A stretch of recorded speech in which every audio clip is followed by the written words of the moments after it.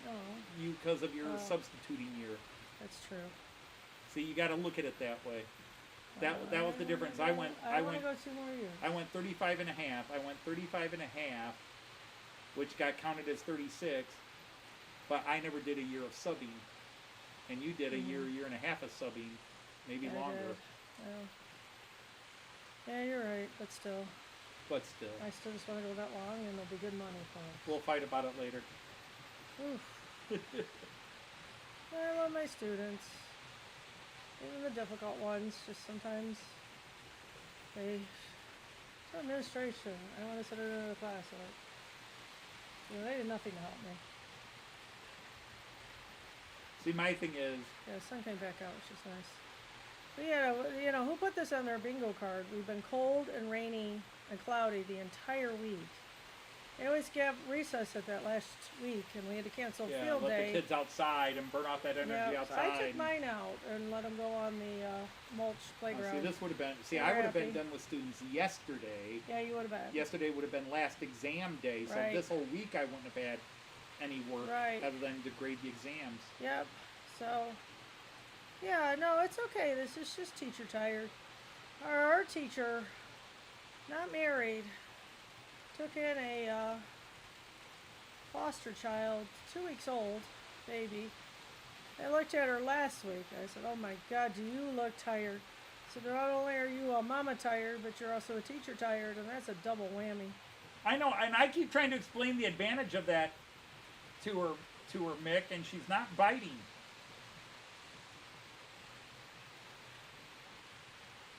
I don't know. I can make a decision next year. Yeah. But, you just That get another nice, year in. that it's nice. nice bonus. The difference between going out at the end of next year and the following year is not that much. Yeah. Already under a flash flood Might be watch. 50. Yeah, that rate might has be been 50 something. to $100 a month. Yeah, even that's gonna help. Oh, it is not. Because we have to get our own insurance. That's gonna take a big cut. Yeah, but we'll be getting rid of a house payment, which will be less than or more than what the insurance costs.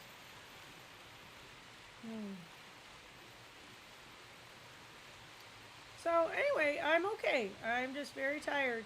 I will I'm tell you, all right. Artie. I'm all right. Artie, I've been so hot all day. Artie, I was putting stuff up on my top, and it was a review of last year with all the dust coming up. I got sick there. Yeah, it is. Yeah, it's emotional work, and that's what it is. So yeah, it's just really zapped me here. I'll be fine. Yeah. So anyway, all that dust was around. I thought, oh my God, I don't have to do the same thing I did last year, because I thought it was all the dust. They gave me all that congestion. And now I developed I don't know if it just was a really bad cold. I don't think I last ever year. had a fever with it, but it was an absolute snot fest. My cheeks are Oh, red. when you went, yeah. Well, you're Yeah. looking flushed and you're looking very tired. Right, I know. So 5 more minutes, I gotta go up and get my fish in the tank. 'Cause now we have 2 tanks. So which tank are you putting them in? The lower one with the males. They're all male. Oh, this is all male. Yep, all the male are on the bottom, females are on the top. Yeah. Oh, sure it is, Great Northern. Yeah, and it seems like in the spring, all those IEPs come up. And I said, Carolyn, take the IEP kids. I'm like, I don't want them next year. And the Oh, apparently you reason had a lot is- of greyhounds in the area. Yeah.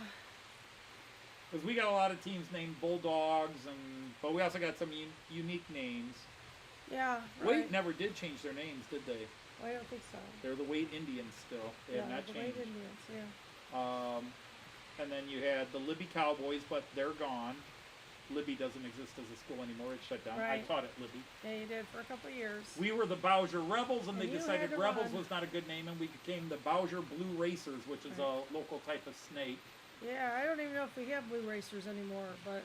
Yeah, they say they find them now and then. Oh, gotcha, okay. Um, Not Scott Bulldogs. not bad. Start Spartans. Yep. I always like to go with the The alliteration. Woodward, Polar Bears. Polar Bears, they Because didn't they do- were the north end. they didn't do the alliteration with Woodward. Woodward. Yeah, Woolwood. Yes, the kids and Woolwood. Woolwood Polar Bears. Already Dot's kind of afraid of going back. She said, I should have stayed here. Her time management is horrible. Oh God. I love her, but, oh, yeah, it was bad. July. So, yeah, Blue Jays. Yeah, you Yeah, got always some- animals. So the Spartans, of course, are Spartans, which are not I animals. can't. What was Maycomer? The Macmen. Weren't they just the Maycomer Macmen? Oh, gosh. Oh, I don't remember now. Because God, that closed 40. Well, no, it closed after I started teaching. Yeah, I'm cooling down. I don't know why my cheeks are so flushed. Because you're out of breath and you're Yeah, I have a little bit out of breath too. asthma. I have an work. inhaler. I'll pick it up tomorrow at the Rite Aid. I called and said. You mean I need CVS? Yeah, CVS has it. They text me. So I'll get that tomorrow. Yeah, see, and you know, it's funny because all the American schools, all the way up and down, the schools have those names. But you don't. I haven't seen that. I had you on earlier, so. Like at the schools in Germany, for example, the Max Planck gymnasiums didn't have names, but they don't play inter-school sports. Yeah, I don't know. You that know, have a they sports might team. have a basketball league, but there might be 5 teams from Max Planck in that league, Right. and then 4 teams from the other gymnasium, Yeah, I think and then a there's couple of teams from the gymnasiums, Realschule. You know, football or Yeah. basketball, the 2 primary ones. All right. All right, what? No, I disagree with you. Because you're You the don't Beverly. name your school sports after animals. Okay. Gotcha, Dave.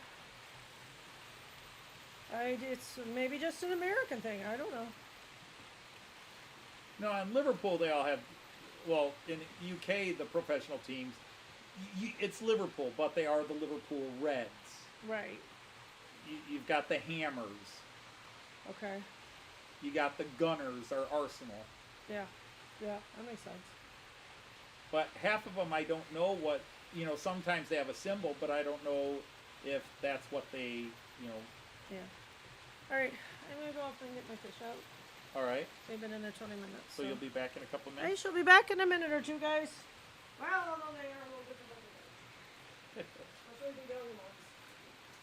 God damn. Unless it tipped over like the big one. That would be easy. It's based around colors.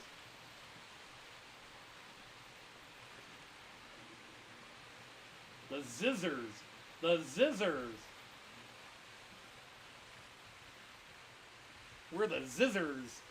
That's a weird one.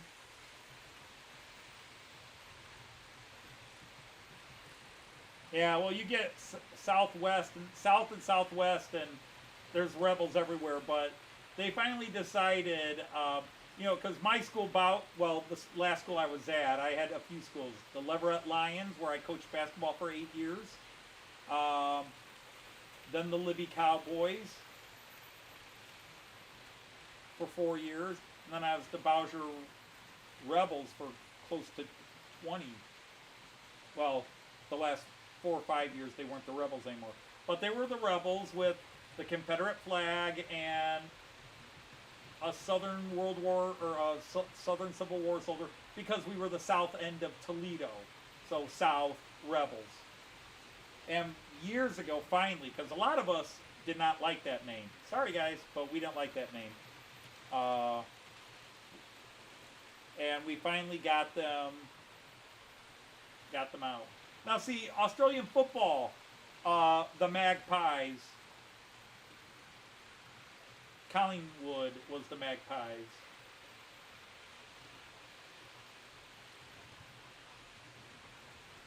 Most of the Super Rugby teams in New Zealand are not named after colors.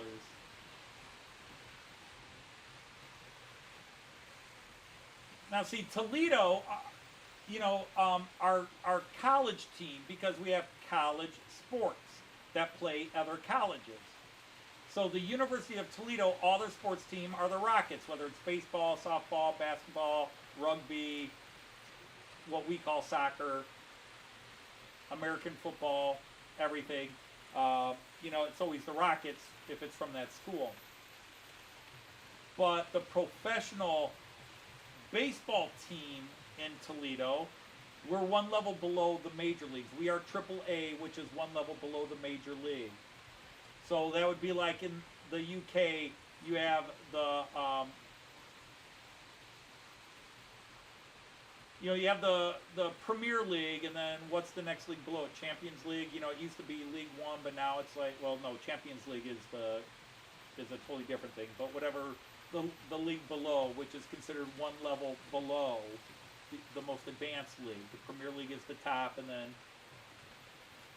and so we are one level below the major sports teams. Now, what America does, like in baseball, is that the team below has an affiliation to one of the teams up above. So the Toledo Mud Hens is our baseball team. A mud hen is a type of chicken.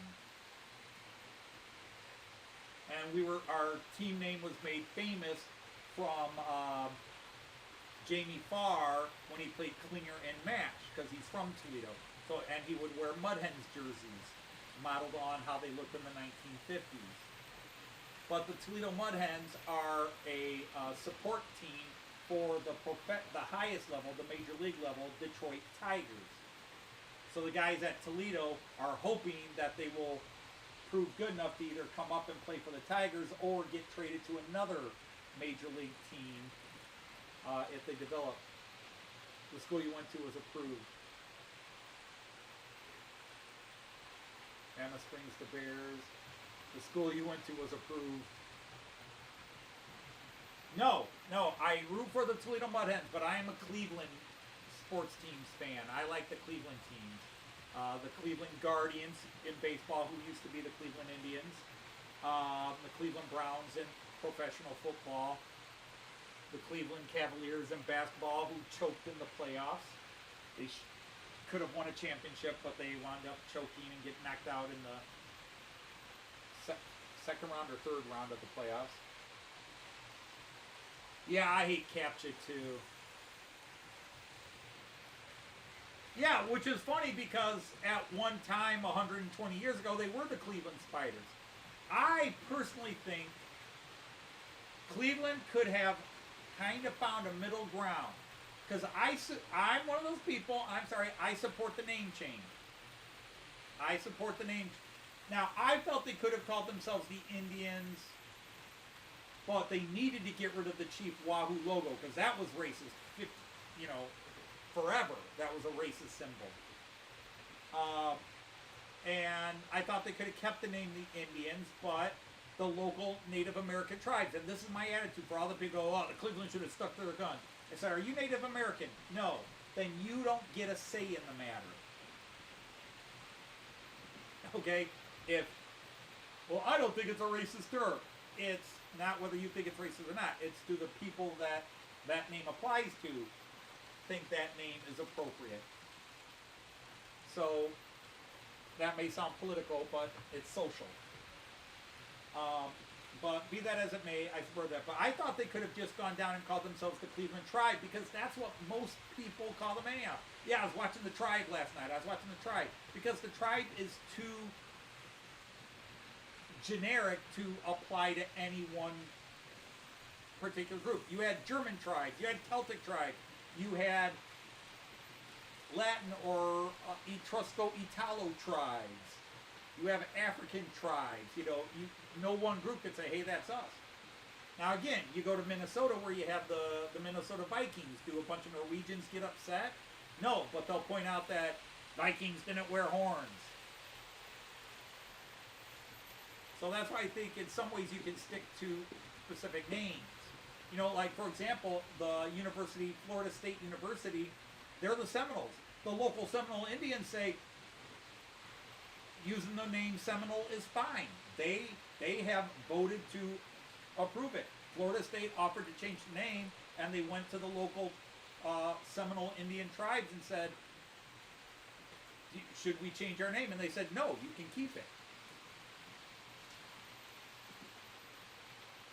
Your mascot was a mole.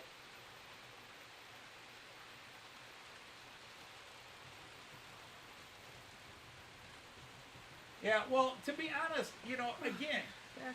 like the Washington football team, now the Washington Commanders, that name was so racist. It needed to be changed.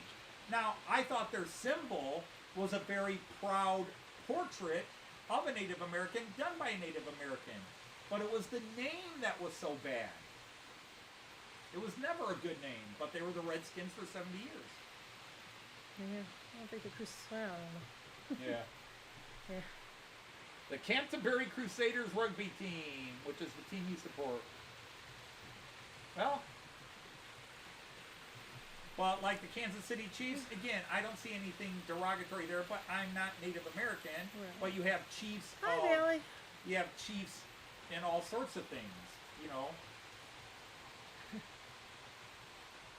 So I don't think it should be taken too overtly that obviously they use Native American symbols there, but I don't think it's derogatory. I didn't think the name Indians was that derogatory, but the Native Americans in the Cleveland area, they didn't approve of Chief Right. Wahoo, the symbol. Mm-hmm. The mascot was a mole? Yeah, I know. Sometimes, But you know, you're supposed to sound tough with your mascot. yeah, but there's so many. You know, all the There's names. always It's a little either a bit tough of, animal, the tigers, the Yeah. lions, the Right. panthers. A Nobody's bobcat. ever the mice. Right. Ladies and gentlemen, taking the field, or now approaching the pitch, the Miami Mice. Let's hear it for the mice, everybody. Ooh, call the exterminator. I mean, Baltimore, they're the Baltimore Colts. Who was so? They were the Baltimore Colts. Right. Now they're the Baltimore Ravens, which at least has some association because Edgar Allan Poe, the Raven, was Right. from Baltimore. And their baseball team's the Orioles. But Baltimore's Crabs. That would be hilarious. The Baltimore Crabs. Every football announcer could be doing, oh, the crabs were all over that guy. Oh, hi, Eric. Fancy. Oh, he didn't get anywhere. He had crabs all over him. He was covered in crabs. Yeah. You know, you've got the Raiders and the Buccaneers. Why not the Victims? The Viceroy Victims. Hi, Pinch. So Eric, Go Eric ANC Mice. is here. What? Hey, Eric. Go Mice. Hey y'all, if you haven't hit the like button yet, please hit the like button. There's 30 of yins in here.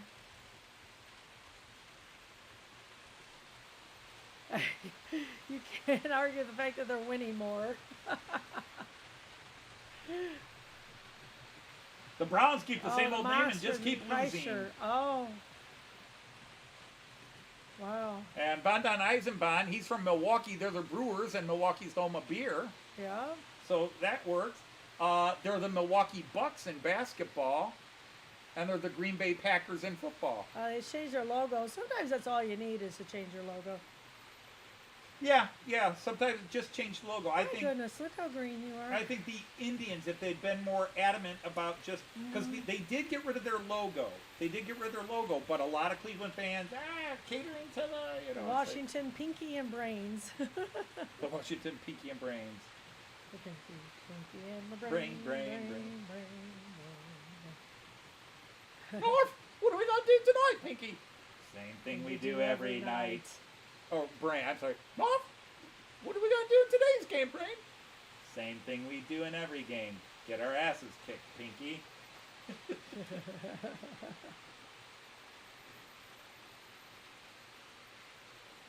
Well, they were meat packers.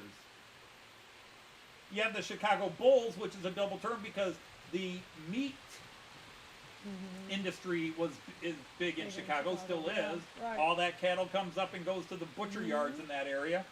But also, a Chicago Bull was also a railway policeman who basically anybody freeloading on the trains, riding the trains, would get beat Well, up I by hope the so, Chicago really. Bulls. Good for them, I guess. Point! Narf! Zoink! Point! So,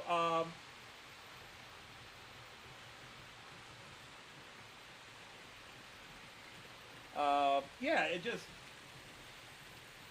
every now and then you'll find some funny team names. People want funny names. Oh, yeah. But the Toledo Mud Hen's always got giggles. Yeah, What's a sure. mud hen? Mud hen was a type of, I said it's a type of chicken. No, it's a type of duck, isn't Oh, it? maybe. I think it's a type of duck. Yeah, I'll Google it. Because the problem is our mascot looks like a chicken. Yes, he does.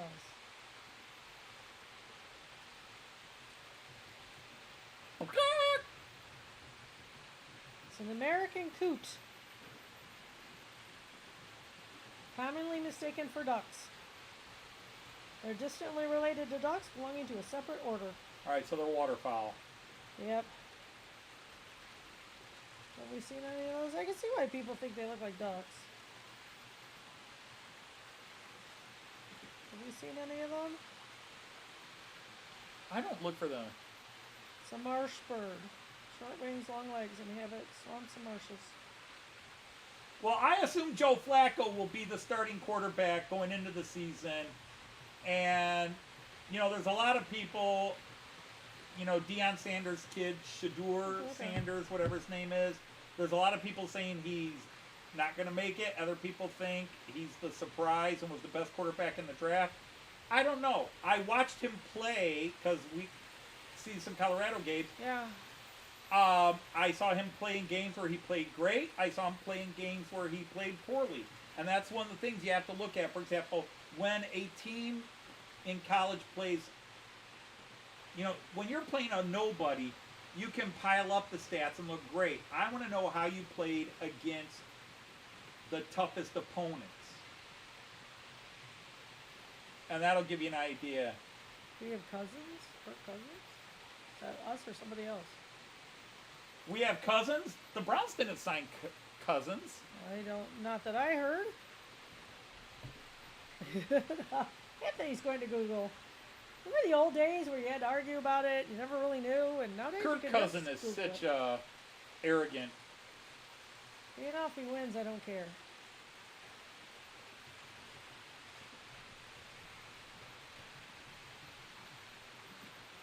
Hartford Yard Goats, Jacksonville Jumbo Shrimp. He's with the He's taken Atlanta off. Falcons. You traded for him. Okay. It says we traded for him. When did we trade for him? Is it recent? Says he was up for a trade.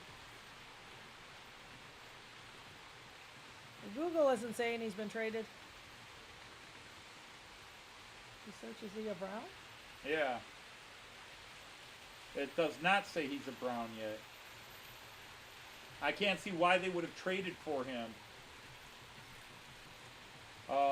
May 23rd, as of right now, it is looking like a real possibility that Kirk Cousins will just be an extremely wealthy backup quarterback in Atlanta this upcoming season. Nothing's going. Why? You're not believing me. The trade Not market taking for anything. Falcons backup quarterback Kirk Cousins is rapidly closing with a new update on Aaron Rodgers. Oh, okay. He says, whoops, I'm wrong. I swear I saw it. Okay. Yes, excited there for a minute. I don't know if it's good or bad. There's discussion as to whether Kirk Cousins or Aaron Rodgers are going to wind up in Pittsburgh. Ah, okay. But it looks like Aaron Rodgers is going to sign Hi in there, Pittsburgh. Artie. Hey, Artie.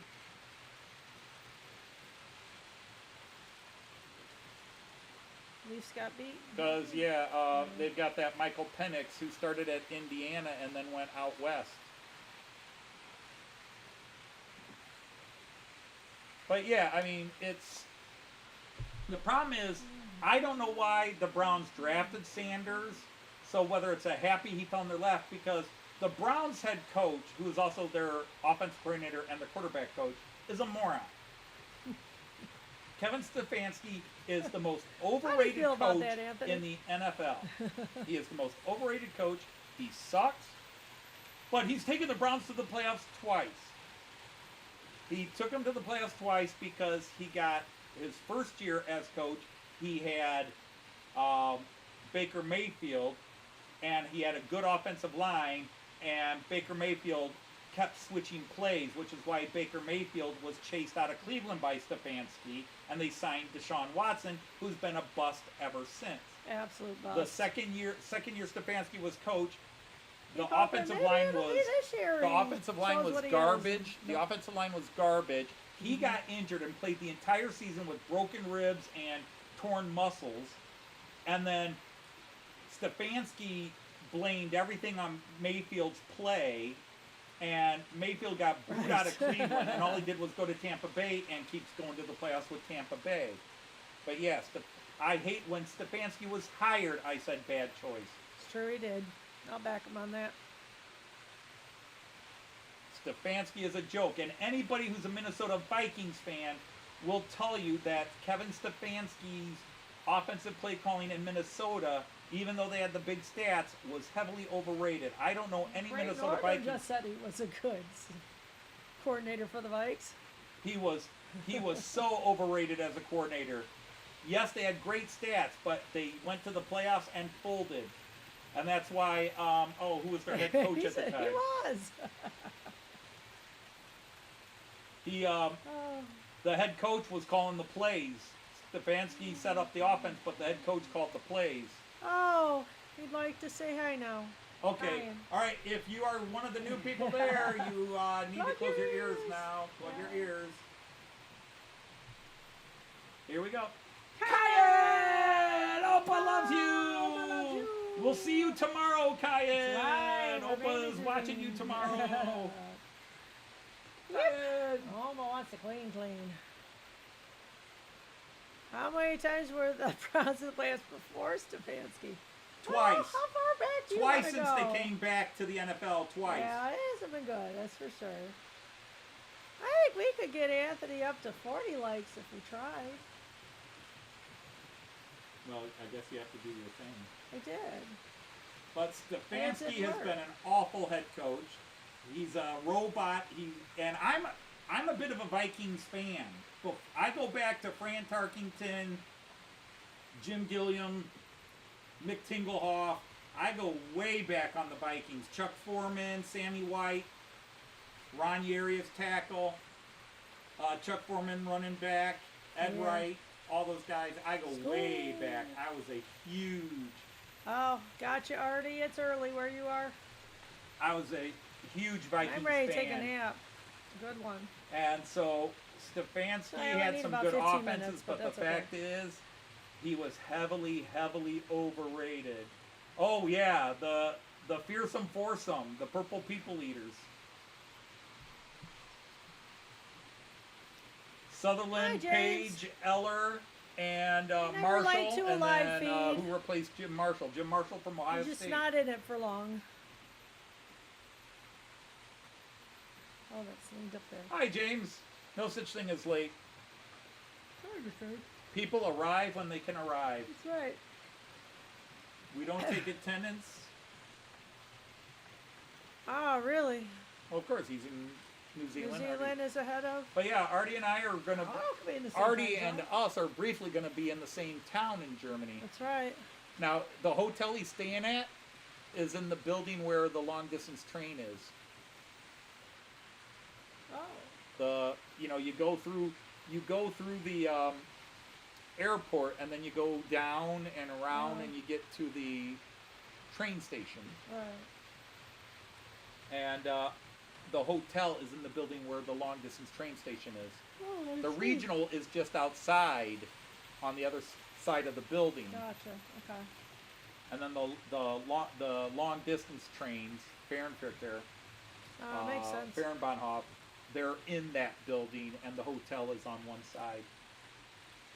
Artie, I'll be throwing rocks at Anthony. You could just come down and say hi, I guess.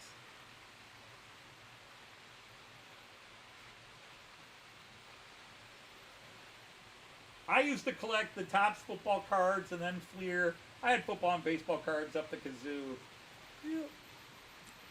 And if I left them out somewhere, not in my bedroom, my dad threw them away. I used to go back to my dad and said, Dad, see this card? In this book it says this card is worth $5,000. I had 3 of those and you threw them away. It didn't go over well.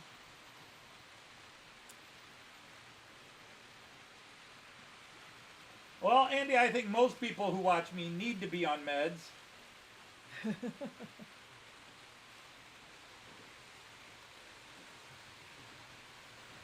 Like I said, I'm never gonna make anybody's top 20 list. Yeah. I'm not even in my own top 20 list. Oh. Favorite channels? I think you should favorite yourself. Romeo Cornell, Premier head coach Tom Haley. Great defensive coordinator. Oh, not there so are much there as head are coach. guys that Yeah. are great as coordinators, terrible as head coaches. Oh, understood, James. They go a level too high. I want you to hang on for a long And time. the worst here. thing they should do, like Stefanski did in Cleveland, the worst thing he decided to do is he became head coach, but he's going to call the offensive plays. And under Stefanski calling the plays as head coach, only once has Cleveland finished in the top half offensively in statistics, and that was the year Joe Flacco came in and played the last 8 games of the year and was throwing for 300. Because Joe Flacco is the exact type of quarterback Stefanski wants, which is where I wanted to go with that conversation, is Shedeur Sanders will never get a fair shake in Cleveland because he's not the type of quarterback Stefanski wants. Stefanski wants a 6'5", 6'6" somebody tall. statue, a guy that will stay in the Stay pocket yep. and throw over everybody. That's why he couldn't handle Baker. Baker works best when he's moving around. In Tampa Bay, they let him move around. They, you know, if you give him a good offensive line, he'll stay in the pocket. But his last 2-3 years in He's Cleveland, kinda the running offensive for line his was life. horrible. Yeah. The Cleveland offensive line is horrible, and yet 3 of them are all-stars, all pros in the NFL. Yeah, Cornell was a great defensive coordinator, and then he came to Cleveland, and then he became head coach, but he decided to call the defense and the offense. It's like, when you become head coach, let your coordinators Right. Do run their the job. show. Yeah. I agree. You worry about everything else. And this is one of the things, because you ask any Cleveland fans, Stefanski is one of the worst clock managers in the NFL. He wastes timeouts. He'll call timeouts at the stupidest time, and then when you're sitting there screaming, call a timeout, he doesn't call it because he's going, what's on my menu card? He'll take 20 seconds of a play clock just, well, let's see, because everything is robotic. All right, Kiwi Dave, take care. Take care, Kiwi Dave. He'll do everything according to a script he has. It's 2nd and 6. This is what I should call. But yeah, no, most of us in Cleveland do not like him. Although he's got a few people that love him, but I thought even in Minnesota he was a bit overrated as an offense coordinator. And I do know that the previous general manager that built the team, because the first team that he took to the playoffs, that was not him. That was what's his name's team that went to Tampa Bay and is now building Tampa Bay up. Dorsey.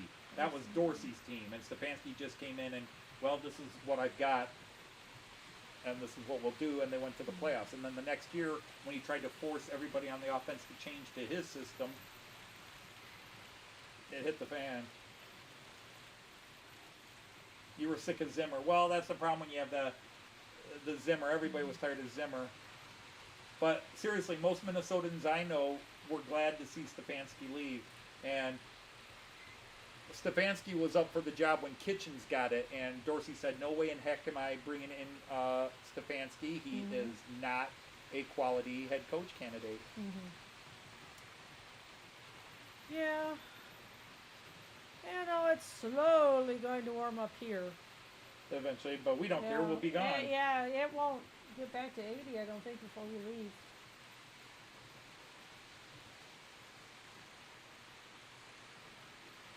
Oh, yeah, that game. I remember that game. Ugh. Tebow's another one.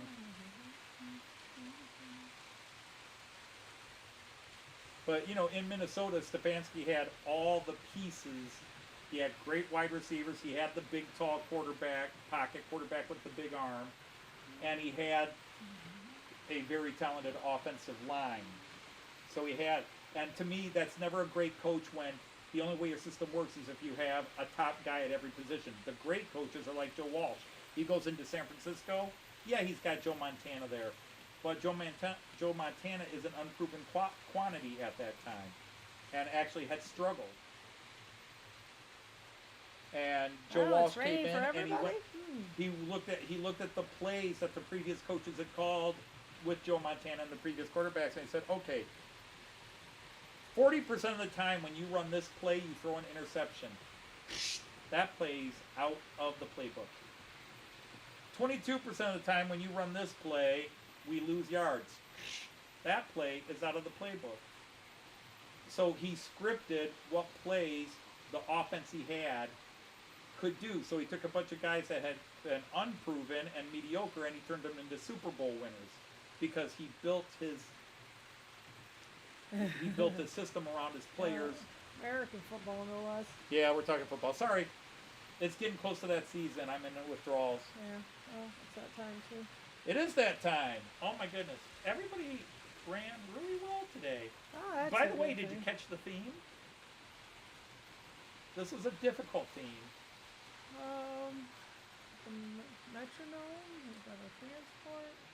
I've got a NordWestBahn, an Are these all- IC2, and a Regiobahn running the Dummenhorst Are these route. all, And then I have a metronome and a these all freight train. northern trains? Yes! Yeah. This is all stuff we would see You in would see Dummenhorst and Bremen. Dummenhorst and Bremen, yeah. Yep. Good job. Seriously, I'm impressed. That was a good job.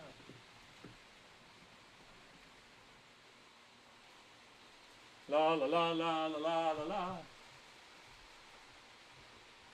Hey, I like American football. I guarantee you, some Australian rugby guys have come and played American football and turned around and said, you know what? We badmouth American football. It's tough. My biggest gripe with American football is, especially in the pro level, all the interruptions. Good heavens. I knew that wasn't right. What'd you do? What I did you fixed- do? I fixed it. I fixed it. I fixed it. Are they Yeah, well, on maybe here? next week we'll talk something else. Next week we'll be talking potential train purchases in that I made in Germany, because next week we will be coming to you, same bat time, same bat channel, but we'll be coming to you from Koblenz Right. on the Rhine and Mosel River, the Deutsche Zeck. Because we are a 5-minute walk from the Deutsche Zeck from our apartment we're in. That's right. That's good. So it's gonna be nice. I am looking forward to traveling. Yeah. I'm not looking forward to the traveling. I'm looking for that part of the travel. Right. Once we're on the ground in the trains, I'm a happy man. Yep, no doubt. Indeed. Yep. All right. So anyhow, we want to thank you all for joining in. I hope you didn't find too much tedious and annoying, other than some of you with the football talk. But yeah, we will be here next week. Like always, going to keep that streak alive, but I won't be running trains. I'll be here We'll in be in the channel, but we will ethereal not sense. I'll be here in the ethereal We will not be sense. here in Toledo. We'll be here on this channel, but Thank we'll you. be in a different location. So we won't be running trains, but maybe we'll have some video of trains and maybe some pictures of new train stuff I bought. James, you can't go. I just got here. Can't go. Sadly, we've got to go. And to all you who watched on replay and in the background, we want to thank you as well. But to all of you who were here, thank you very much for your constant and continuous support, even if that's redundant and repeats itself. So, until next time from Germany, we're going to say Auf Wiedersehen Choose. and happy trains. Take care, everybody. Bye. Bye-bye. I'll be more rested, probably. Maybe. Maybe not, because we're traveling. Not really. May still be. We're still on.